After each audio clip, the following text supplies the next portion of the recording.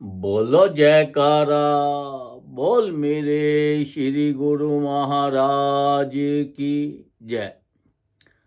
सौभाग्यशाली प्रेमी गुरुमुखो, संत महापुरुष फरमाते हैं, नाम सच है, जग झूठ है, सूरत शब्द पहचान।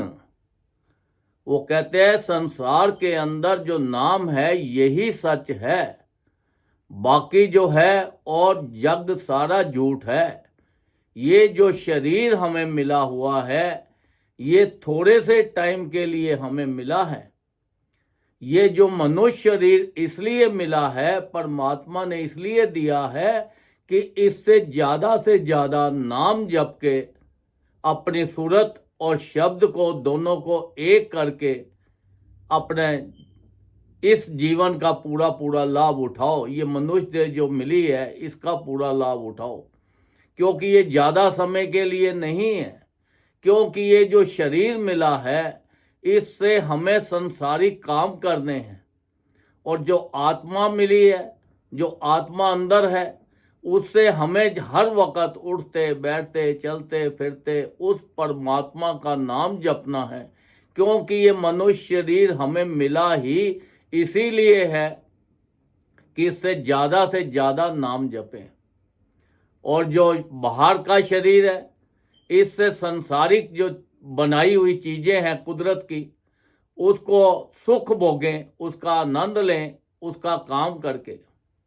अब देखो, एक सेठ आदमी था, अब वो करोड़ों अरबों-पति था। उसके मन में ख्याल आया कि मैं और बड़ा बिजनेस करूं। उसने 500-600 करोड़ रुपया लोन पे ले लिया। अब लेने के बाद उसने बोला ये देश में विदेशों में मैं अपना काम करूंगा।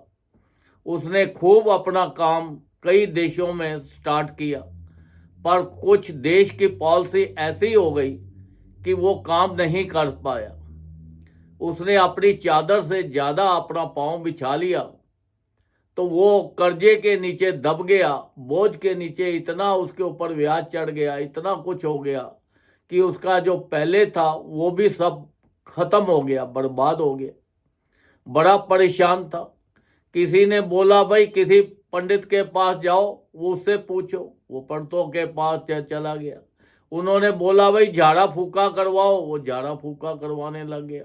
किसी ने बोला हवन कराओ, वो हवन कराने लग गया। किसी ने बोला ये उपाय कराओ तो वो उपाय कराने लग गया, पर बना उसका कुछ भी नहीं। बड़ा परेशान था। तो एक बार बैठा हुआ तो ऐसे ही कोई एक भगत मिल गया। तो भगत ने बोला चलो मेरे साथ, मैं आपको सत्संग पे लेके चलता हूँ। वहाँ संत महापुरुष आए हैं, तो देखो आपका शायद कुछ हल हो जाए। जब सत्संग हुआ, सत्संग के बाद संत महापुरुषों के पास उस भगत लेके गया, भाई इनका ऐसे ऐसे था। तब संत महापुरुषों ने पूछा भाई ये बता, जब तूने बिजनेस शुरू किया तो कितने से किया था, तेरे पास क्या था जब शुरू में स्टार्टिंग में किया। वो कहता है जी मेरे पास 500 रुपया था खाली।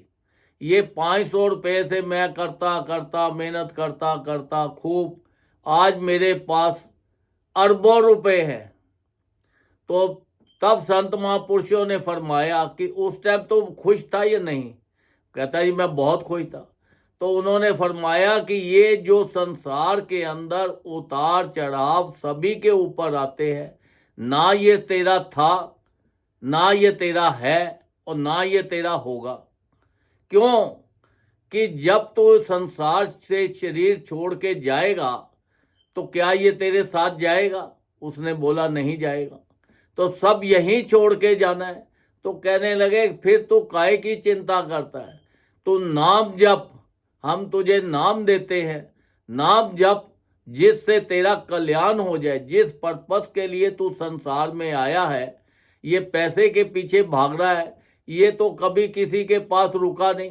आज इसके पास है, कल उसके पास है, परसों उसके पास है, क्योंकि इसका तो आना जाना लगा रहेगा।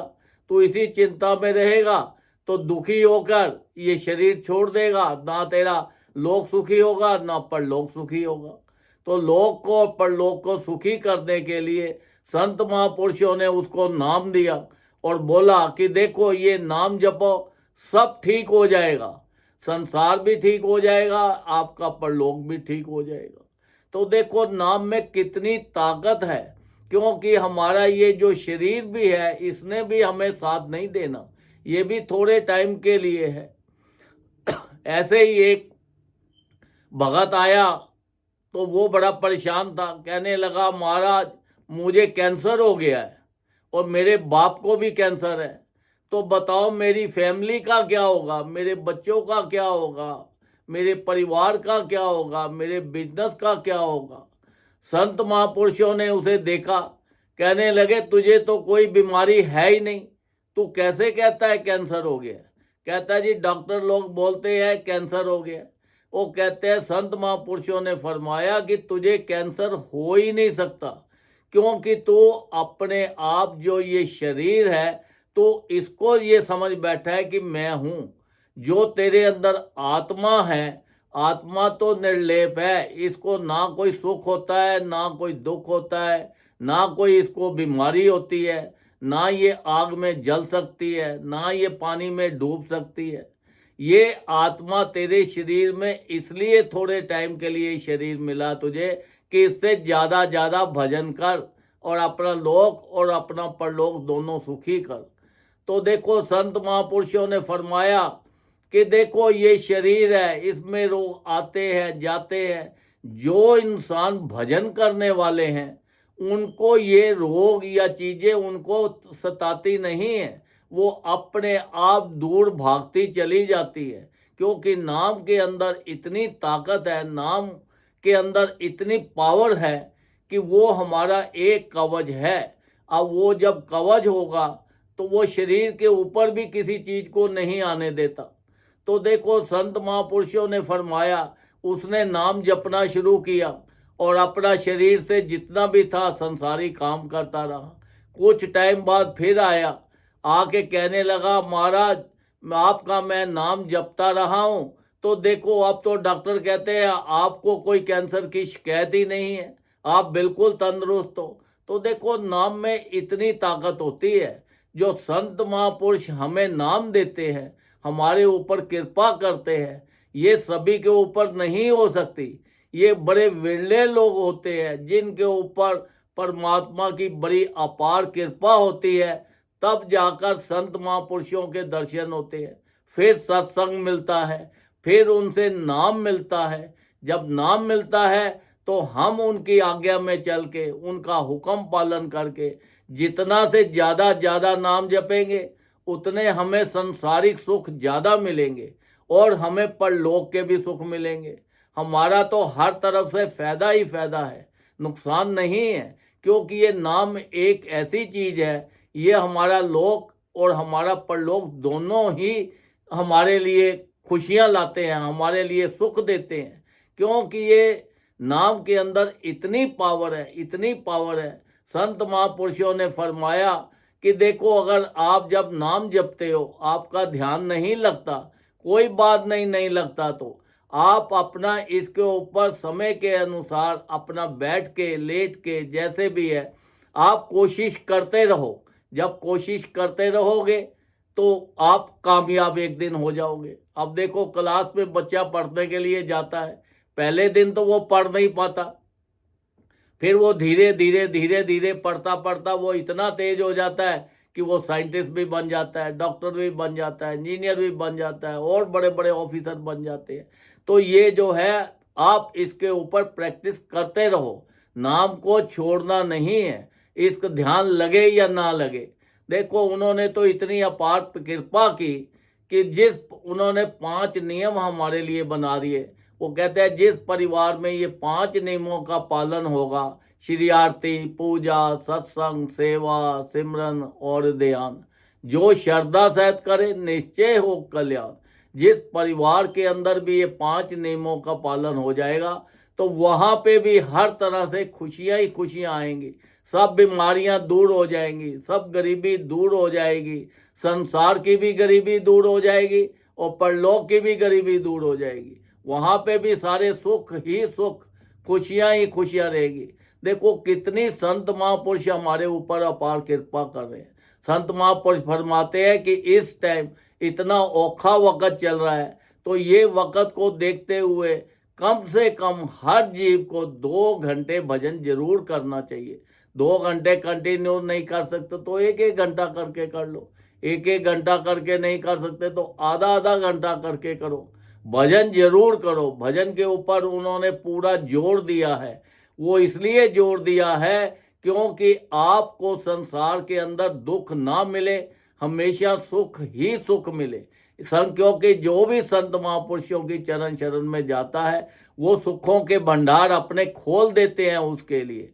पर हमारी भी ड्यूटी बनती है ड्यूटी बनती है कि हम उनके बनाए हुए नियमों का पालन करें, उनके हुक्म में चलें, उनकी हर बात को माने और विश्वास करके, जो इंसान पूरे ट्रस्ट के साथ विश्वास के साथ करता है, भजन करता है, उनके हुक्म का पालन करता है, उसका लोक भी सुखी हो जाता है और उसका परलोक भी सुखी हो जाता है। संसार के सारे सुख भोगता हुआ हर तरह से अपने उस लोक पर पहुंच जाता है जहां सदा बहार खुशियां ही खुशियां होती हैं। हम 84 लाख जोनी से बच जाते हैं, ये दुखों से बच जाते हैं, क्योंकि ये जो संसार है हमें देखने में तो बहुत खूबसूरत नज़र आता है, हर चीज़ अच्छी लगती है पर ये सारा ही नाशवान है।